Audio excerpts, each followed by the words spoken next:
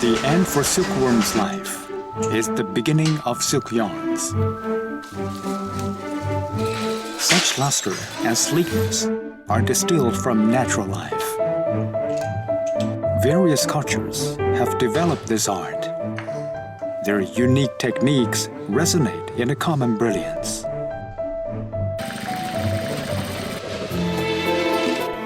Created by nature and produced by mankind, the brocade absorbs time to form a dazzling wonder of craftsmanship.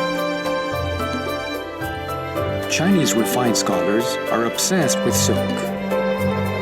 They describe the best part of their lives as the splendid time, like brocade. Time flies, and youth turns old, but silk never loses its shine.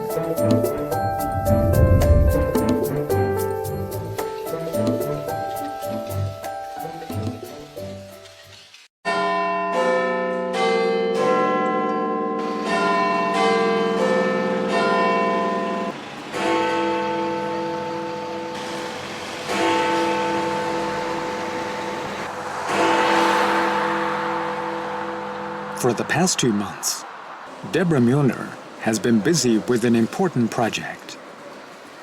Deborah is a renowned apparel designer with more than 20 years of experience. Still, she feels she's in for a challenge. This is a competition piece for entry for the global Qi Pao Design Contest in Hangzhou in September 2018. Well, as I understood it, as a Western designer, I was to take the inspiration of the Qipao and to redesign it from a Western perspective. This watery imagery is from the sea, but still it relates to the fact that the city is by a lake. So I wanted to use that in the design. Deborah believes to interpret the typical Oriental concept of Qipao in silk and satin is a whole new experience, where she knows her perspectives about Chinese culture. So, and in terms of the Qipao itself, I mean, I know a little bit about it, that it's a garment that's had a long history in China and started out as a much looser garment and gradually became more fitted. So I was starting to loosen it up again, but still you can see the structure underneath it. In the eyes of the Europeans, the curves of Qipao and the sheen of silk and satin represent typical Chinese clothing. But China is a distant country. To Western designers, such as Deborah, the Qipao culture is mysterious and unknown. Deborah is approaching her project with much care and curiosity. First thing about Hangzhou, what was really interesting, was on the one hand you have this modern city with everything going on, and then it's beside a beautiful lake. So that was also exciting to think that we're designing something which is then going back to the birthplace of silk.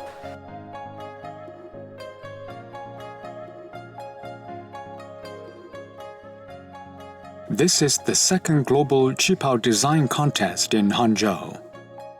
More than 20 designers around the world took part.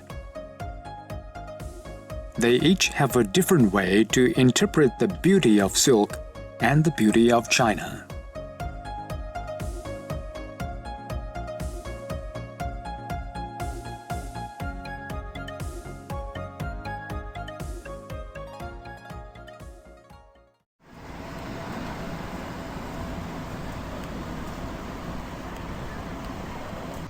Not far from the West Lake in the old city center, the plaque of Zhen Xingxiang has stood for more than a century.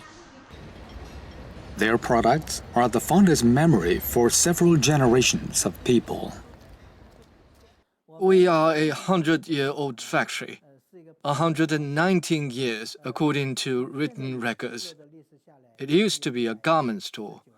After 1949, more than 30 garment stores in uptown Hangzhou merged into 3 suppliers. By 1971, these suppliers combined to form Liming Chinese-style garment factory. For the past century, we are the only factory in China has never ceased to produce Chinese-style clothing. In the afternoon, a mother and daughter came shopping for tailor-made qipao. Bao Wenqi, the head of Jin Xingxiang, was there for them. Hi. My daughter needs a set of Chinese-style garment for her coming-of-age ceremony. And I need a set for a party. Garment manufacturing at Jin Xingxiang integrates the best Chinese craftsmanship. Silk and satin represent the best quality materials. So the company has developed meticulous procedures. Also, embroidery work requires plenty of manpower. Let me measure the shoulder. Throughout the afternoon, an experienced staff took measurements without much interruption from other customers. We know Zheng Xingxiang as an old brand and always come to you for bespoke service. We've got clients coming all the way from Hong Kong for the same reason. We are a time-tested brand. The quietness hardly reflects the prosperous history of the brand. Around the year 1985, our most popular items were brocade coat with cloud pattern and camel velvet jacket. They were pretty popular, much like LV products at the time. Customers had to line up since midnight in order to get an appointment. Our products were very popular. Once we held a sales event in downtown Beijing, the crowd of customers crushed the counter. Whatever we made were instantly sold. We might never enjoy that popularity again. Life in China is getting increasingly fast-paced. Today, no one has the patience to wait 2 months for a pair of Chinese clothing. But in Bao Wenqi's opinion, rules are rules. His colleagues must strictly follow the strict standards for Chinese apparel making, even though that means the end of their popularity. Our experts and I are obsessed with Chinese garment. Without this obsession, our factory would never have made it till today. We firmly believe that China's garment culture has a life of its own and will survive any kind of competition.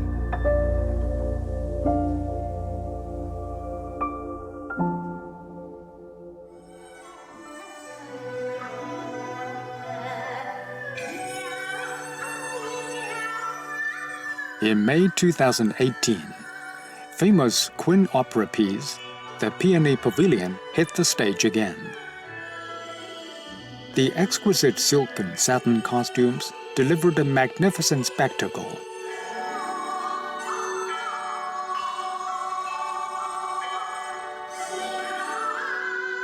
Today,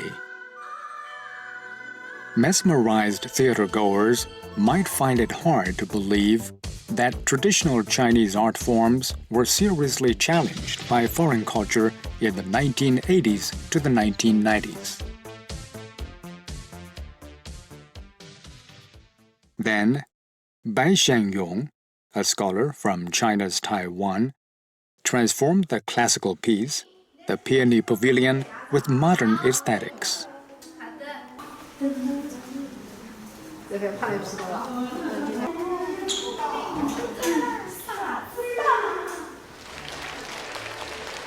In 2004, a brand new piece of the Peony Pavilion was born.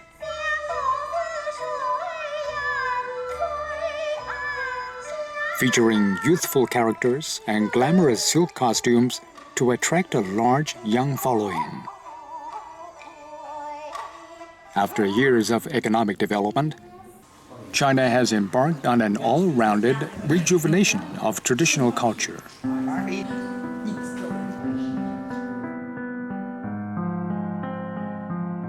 Traditional aesthetics finally walked out of oblivion and into public spotlight. The luster of Chinese silk and the intricacy of its embroidery are shining once again.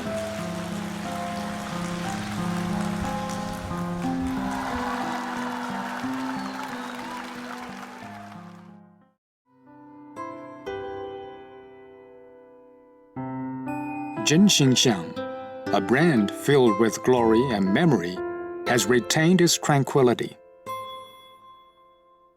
A tranquility that Bao Wenqi has grown used to.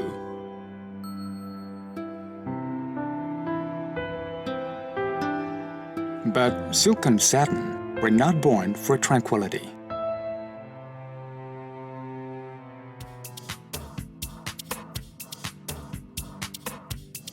In international fashion, designer Guo Pei has triumphed with unique Chinese styles.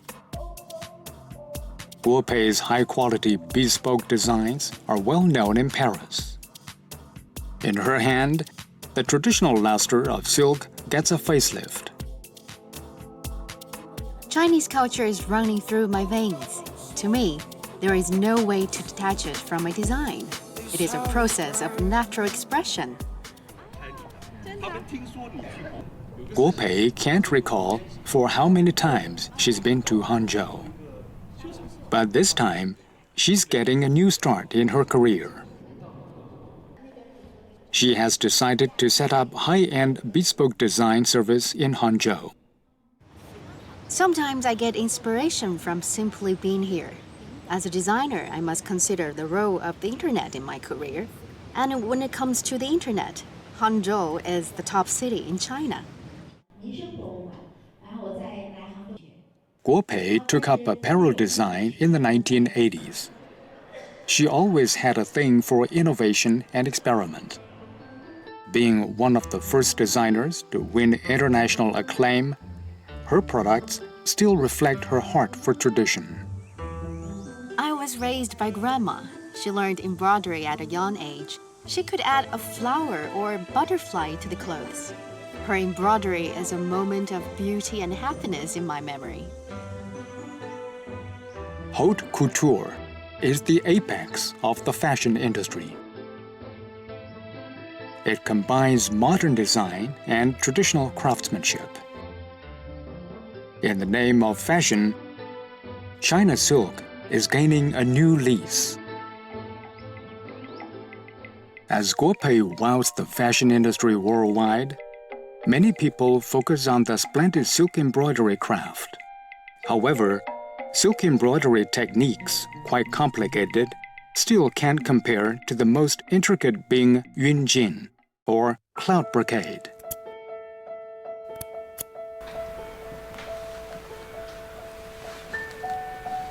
In his hands, Daijian holds a dragon robe. A culture inheritor for cloud brocade, Daijian is also an expert in restoring relics at the Palace Museum. In ancient China, brocade was considered the most advanced fabric, and cloud brocade was the crown of all brocades. Cloud brocade derives its name from its cloud-like colors. Its material and craftsmanship are top-notch. Hence, 1 inch of cloud brocade was believed to worth its size in gold. Nanjing cloud brocade dates back over 1500 years. Its most prominent feature is the patterns. The big flowers in great color contrast look graceful and magnificent. They were mostly supplied to the royalties and nobilities. Traditional brocade was mainly made either by weaving or by embroidering. Both used to be the required skills for women. But today, only a handful of maestros, such as Daijian, still practice it. Weaving and embroidering seem something of the past to the young Chinese.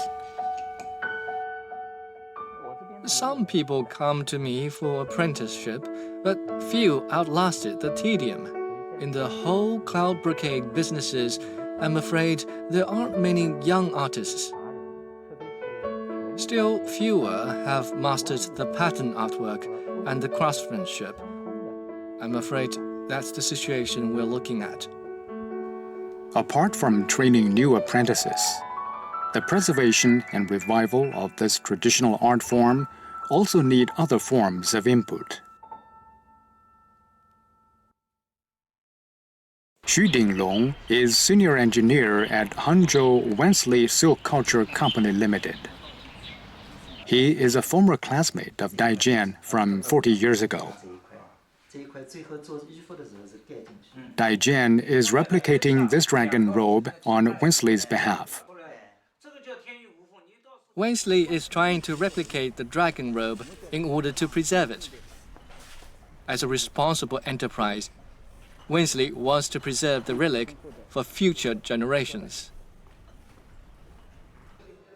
Wensley is an influential enterprise in China, not only in terms of business, but also in its protection and development of the traditional silk culture. In the office building, Wensley has set up 3 museums to showcase their results from working with Chinese artisans. On every formal occasion, Tu Hongyan always puts on clothing of her own design. Her favorite is qipao made of silk. Once we have a prototype, I'm always the first one to try it on. I have personally taken part in the design of scarves. Well, this is to ensure consistency in our branding. I think our cultural heritage belongs to the world. And silk is the best business card for the city of Hangzhou. Tu Hongyan is a typical Hangzhou lady. And Wensley, the company she's running, presents China's highest level in silk manufacturing and sales. Let's flash back to the year 2008. As the whole world turned its eyes to the Beijing Olympics, they also found Wensley on the international stage. Their silk products from Hangzhou quietly told the charm of Chinese culture. Since then, the word Wensley has acquired almost the same glamour as silk. Lyons is the center of silk business in France and across Europe. The city represents the toughest technical standards and the top brands. In September 2018, a Chinese company brought its own technique and set up shop. They started cooperating with luxury brands in France. We entered a strategic partnership with world-renowned luxury brand LVMH. We are exporting more than material, but also our core double-side digital printing technology. We are proud to be an exporter of intellectual property rights. Silk has life of its own. As Oriental cultures migrate and interact, different colors are created. Southeast Asia is the first stop of the maritime Silk Road. Since the early 15th century, the flow of Chinese migrants went on for hundreds of years. Their exchanges with the native Malaysians gave birth to a unique silk culture. From the busiest downtown area in Singapore, Kim Chu Kui Chan's rice dumplings have pleased local palate for decades. Honest business and authentic Chinese flavor have held up the brand.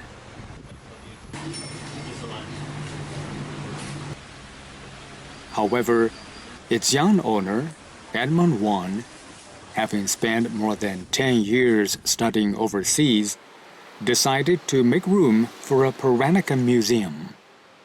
Considering the expensive rent, Edmund's neighbors find this decision incredible. Peranakan is authentic Chinese culture fused with the local lifestyle. Many young Chinese descendants now in Singapore don't understand the origin of their culture. We are a thriving food business, which allows us to keep this museum running. I hope by developing this museum, it helps more Singaporeans and foreign friends learn about the local Chinese culture. traditional Chinese culture, after centuries of exchanges, has evolved into the Peranakan culture, of which silk is a major symbol. Earlier on, when Chinese descendants got married, they bought stuff from China to show their connection. These embroidery products mostly came from China. Then we started making our own embroidered costumes. The technique is similar to those from China, but with very slight variations because we also incorporated Western techniques.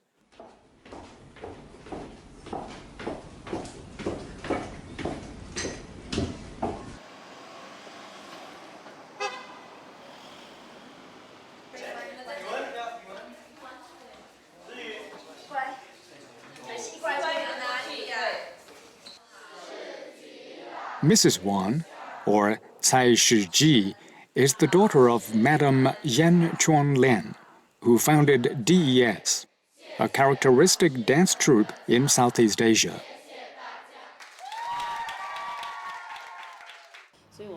At DES, we provide a rich curriculum on Chinese culture. We incorporate propriety and Confucius teachings in our art education.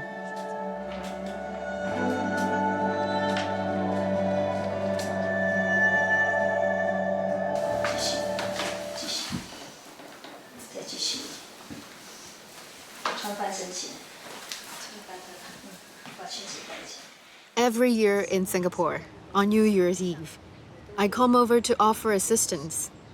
I've done this for 40 years now. Every year I tried on something different. I found an old artisan in Zhenjiang. He could do some beautiful embroidery of dragons and phoenixes. And then we bring his handicraft in the form of costumes to Singapore.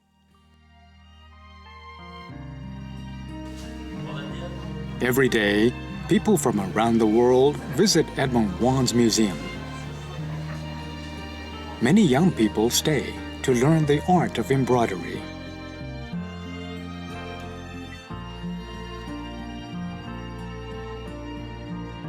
China's silk products have reached every corner of the world. Chinese descendants seek fortunes in every part of the world. Over the years, both have left the same marks of China everywhere they went.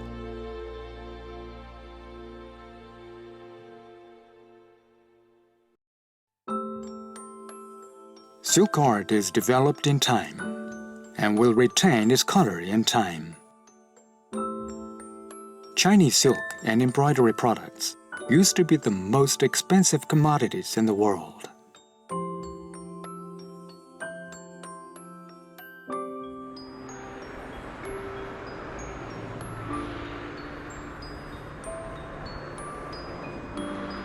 On the west end of the Silk Road in Italy, this museum has housed Chinese embroidery art for hundreds of years.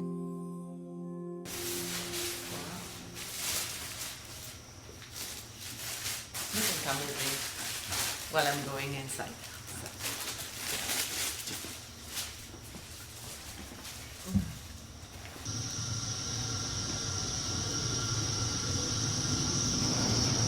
These are the Chinese pieces. We take them off. You see here?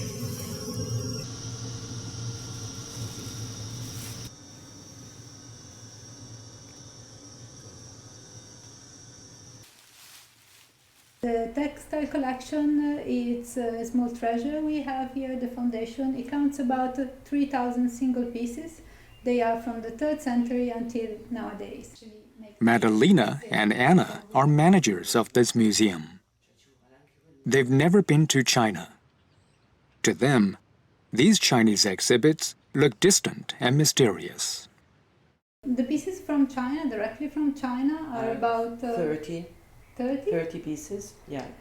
From the 1400 until nowadays. Yeah. There are also many other items that have actually Chinese influence. So if you look at the design, maybe they were European production, but with symbols that come.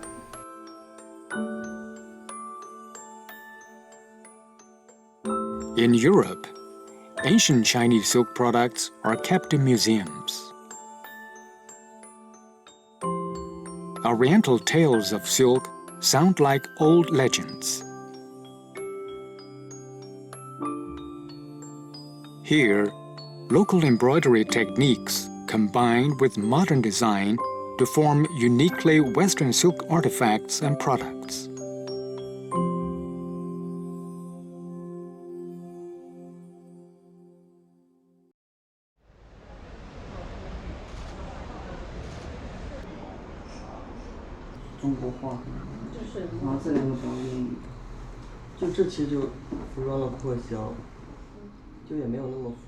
Liang Yujia is a student from Qingdao, Shandong province. For the past 2 months, his class have been busy with their graduation project.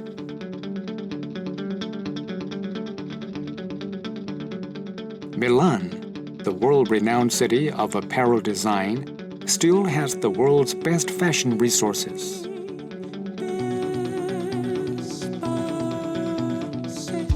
As a student, Liang Yujia seeks to express his cultural identity with Chinese silk.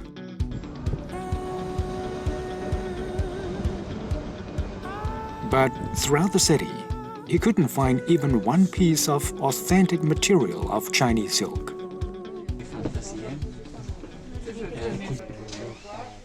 We went to many shops. None of them had Chinese silk. Mostly they have blended fabrics, and no one has smooth-surfaced satin. So it is hard to find the right material. In the end, Liang Yujia's classmates mailed him a piece of embroidered silk. But how to interpret such Chinese element in modern fashion terms? That's another question. We wanted to portray the traditional Chinese style. Our main theme is spring rain. Our goal is to portray the typical woman in South China, very gentle and composed. Liang Yujia went to his teacher's studio after class. The teacher is from China's Taiwan and has worked in Italian fashion industry for years. You open this all up and then stitch it up from here, both 2 layers. Is that so? You can have a tangent line, but go easy on the sides. As you reach the right size, you will have a natural fold right here. Do I make myself clear? After centuries of exchanges, the silk art no longer belongs exclusively to China or the Orient. Welcome to Hangzhou Global Qipao Festival 2018. Different civilizations never cease to communicate via this thin thread. Originated from silkworms and consummated in embroidery, the brilliance of silk culminates in the form of splendid brocade. The best moments in the history of the East and the West are woven in the splendid brocade, whose every line lives up to the test of time and beauty.